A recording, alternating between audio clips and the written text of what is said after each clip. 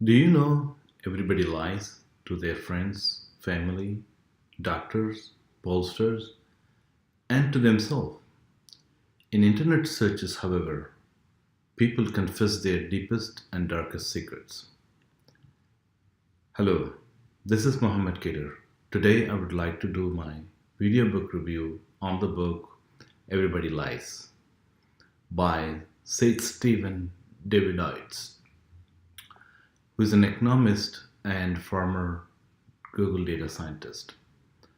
The book was published in 2017, and the author says everybody lies, and he supports his information and supports them with evidence throughout the book.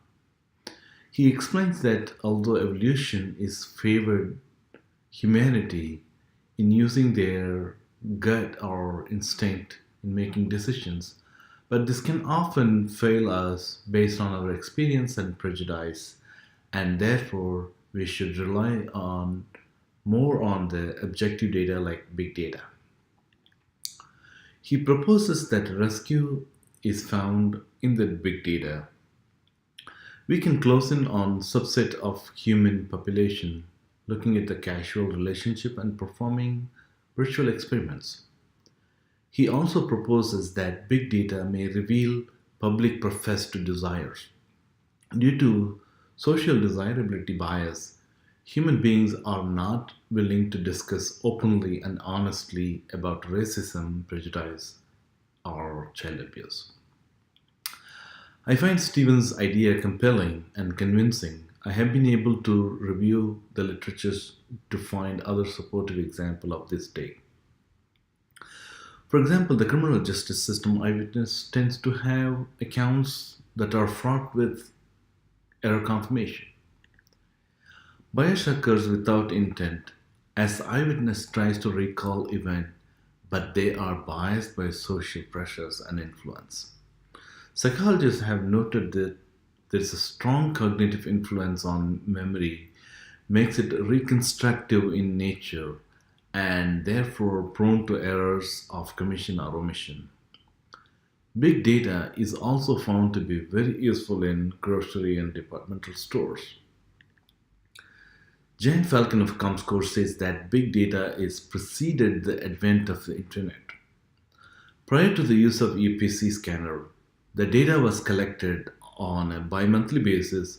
With the UPC scanner in place, the data is readily available on a weekly basis.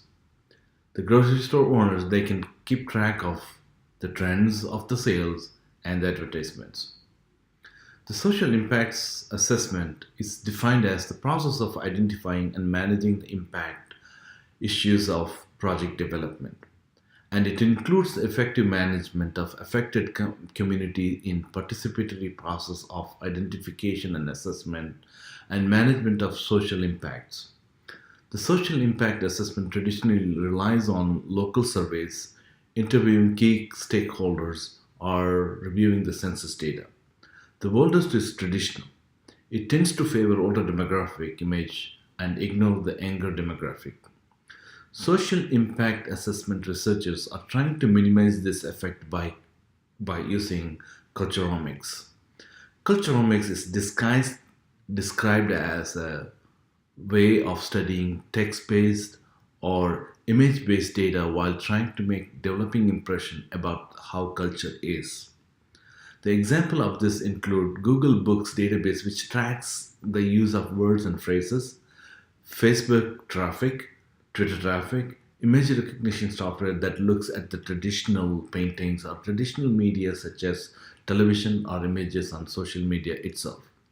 To conclude, the book Everybody Lies by Seth Stephan Davidowitz is an interesting eye-opener and really somewhat accurate assessment of how big data can be used. Thank you for listening.